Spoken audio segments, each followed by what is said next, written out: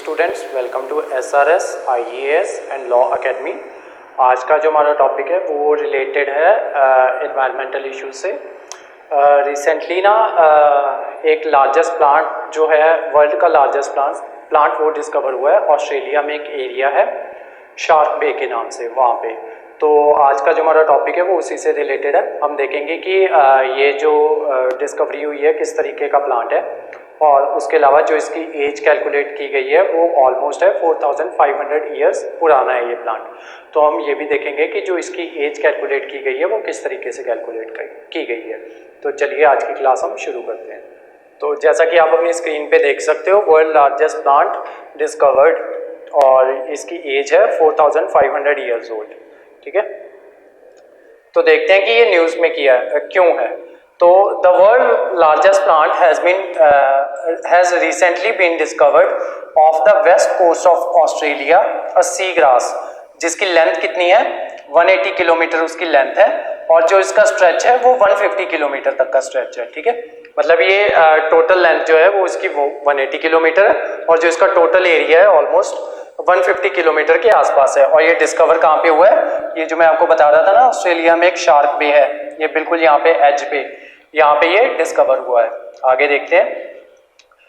ये जो प्लांट है ये एक तरह का रिबन वीड है, जिसका साइंटिफिक नेम आप देख सकते हो, सुडोनिया ऑस्ट्रेलिसिस। सोडेनिया ऑस्ट्रेलिसिस has been discovered in Shark Bay by the group of researchers from Flinders University and the University of Western Australia. These researchers have also found that the plant is 4500 years old, is sterile, has double the number of chromosomes than other similar plants, and has managed to survive the volatile atmosphere of the shallow Shark Bay. अब जो Australia का जो temperature रहता है ना, ये इस area में काफ़ी ना वॉलेटाइल रहता है। यहाँ पे ना वॉलेटाइल रहने का रीज़न ये है यहाँ पे कि यहाँ पे एकदम से टेम्परेचर बढ़ता और कम होता रहता है। ठीक है, और जब हम ज्योग्राफी करवाते हैं ना तब हम उसका रीज़न बताते हैं, क्योंकि ये थोड़ा रिलेट करते हैं आपका ला नीना इफेक्ट से। ठीक है, तो उस वजह से इसका जो टेम्परेचर है ना वो काफ़ी फ्लक्चुएट करता रहता है, और अदरवाइज भी यहाँ पे थंडर स्टॉर्म्स वगैरह हो गए वो भी यहाँ पे आते रहते हैं। ठीक है, और ये जो आप देख सकते हो इसका रिबन वीड, इसको ये जो साइड में आप फोटो देख रहे हो, ये उसी की है जो डिस्कवर किया है ना उन्होंने, जो वो कह रहे हैं कि रिबन वीड की तरह उसका स्ट्रक्चर है, तो वो ऐसा ही स्ट्रक्चर है। और उसके अलावा जो इसका ये स्टेराइल है, और उसके अलावा double the number of chromosomes than other plants. तो जो इसके क्रोमोसोम्स है ना वो डबल नंबर में है। ये मैं आगे जाके ना आपको अच्छे से समझाऊंगा कि डबल क्रोमोसोम्स का मतलब क्या है। अब देखते हैं कि इसका साइज कितना है। साइज मैंने आपको बताया कि जो इसका स्ट्रेच है वो 150 किलोमीटर तक का है, और जो इसकी लेंथ थी वो 180 किलोमीटर थी। ठीक है, तो जो ये एरिया कवर करता है ये ऑलमोस्ट 20,000 हेक्टेयर्स का एरिया ये जो रिबन वीड है ये कवर करता है। और नेक्स्ट ऑन द पोडियम मतलब अब क्योंकि इससे पहले भी कोई ना कोई वो रहता होगा, लार्जेस्ट प्लांट होता होगा। ठीक है, तो इससे पहले जो था ना वो था सेकंड लार्जेस्ट जो बन गया है आपका, वो था एस्पेन ट्री इन उटाह। ठीक है, ये है अमेरिका में, ये कवर करता था 43.6 हेक्टेयर्स तक का एरिया। ठीक है, और जो उसके बाद था इंडिया में वो था हमारा ग्रेट बनियन ट्री। ठीक है, ये हावड़ा बोटेनिकल गार्डन में है, जो कवर करता है 1.14 हेक्टेयर्स। ये जो देख रहे हैं ना ये येलो कलर का, ये वही वाला ट्री है जिसकी मैं बात कर रहा था, एस्पेन ट्री इन उटाह। ठीक है, ये कवर करता था 43.6 हेक्टेयर, ये उटाह है, और ये इंडिया का बनियन ट्री है। ठीक है, ये फोटोग्राफ्स में आप देख सकते हो। नेक्स्ट देखते हैं, why it has just been discovered. The existence of the seagrass was known, that it was single plant was not.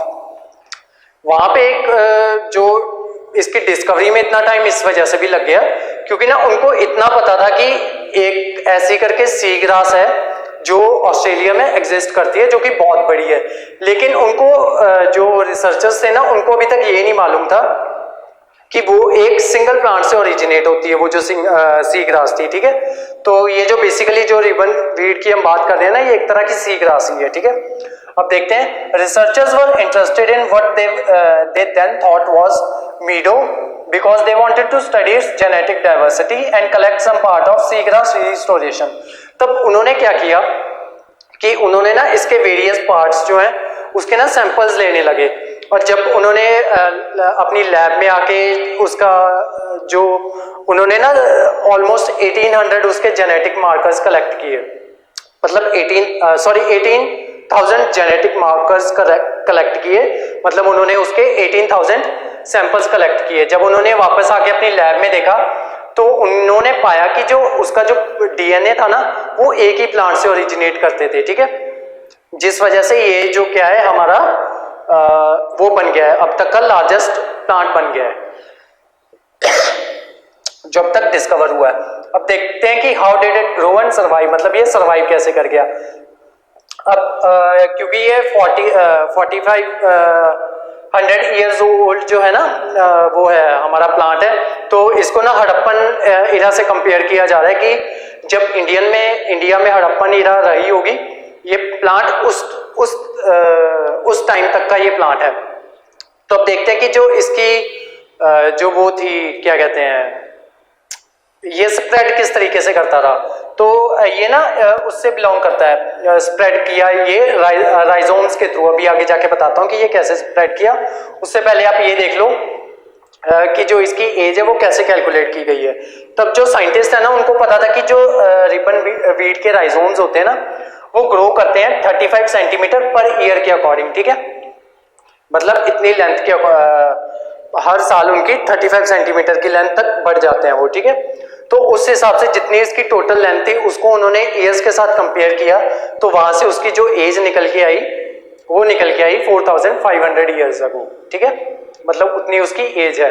अब वो जो मैं आपको बता रहा था ना कि ये राइजोम्स होते हैं, अब देख लो यहाँ पे राइजोम्स अंडरग्राउंड स्टेम्स, ठीक है, तो ये जो इसकी स्टेम्स होती हैं ना रूट्स होती हैं वो आपस में इंटरकनेक्टेड होती हैं, जिस वजह से ये सिंगल प्लांट बन जाता है, ठीक है। तो इसी तरीके से ये बढ़ता रहता है जो इसकी रूट्स हैं वो आपस में जुड़ती रहती हैं और नए प्लांट्स बनाती रहती हैं, और इसी तरीके से ये स्प्रेड होता रहता है। How did it grow and survive, आगे बढ़ते हैं। Shark Bay's sea fluctuation in temperature, मैंने आपको बताया था ना कि इसका टेम्परेचर बहुत फ्लक्चुएट करता है, और जब टेम्परेचर फ्लक्चुएट करता है उस वजह से उसकी सैलिनिटी भी फ्लक्चुएट करती है।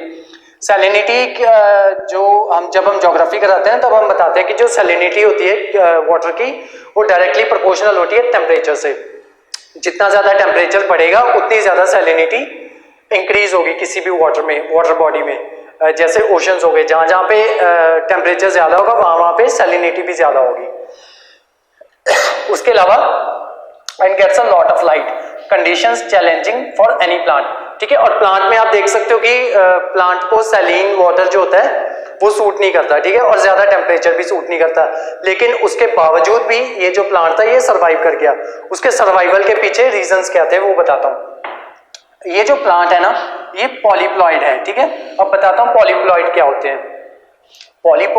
जो नॉर्मल प्लांट्स होते हैं ना या ह्यूमंस भी होते हैं, हम ऐसे करते हैं कि जो हमारे जो पेरेंट्स होते हैं ना, मदर फादर जो होते हैं, हम ना उनसे हाफ क्रोमोसोम्स लेते हैं, ठीक है, लेकिन ये जो पॉलीप्लॉइड्स होते हैं ना ये फुल क्रोमोसोम्स ले लेते हैं। मान लो कि अगर किसी इंसान को 43 क्रोमोसोम्स की जरूरत है, 42 क्रोमोसोम्स की जरूरत है, तो क्या करेगा कि 21 क्रोमोसोम्स अपनी मदर से ले लेगा, 21 क्रोमोसोम्स अपने फादर से ले लेगा, ठीक है, तो टोटल बन जाएगा 42 क्रोमोसोम्स, जिससे उस इंसान की फॉर्मेशन हो जाएगी, ठीक है।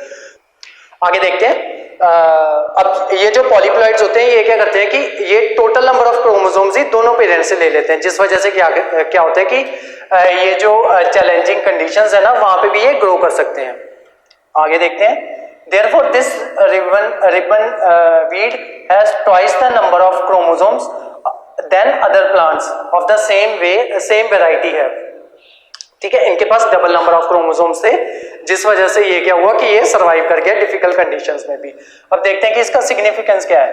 Because sea grass perform a vital role in environment and some of it is Hardy.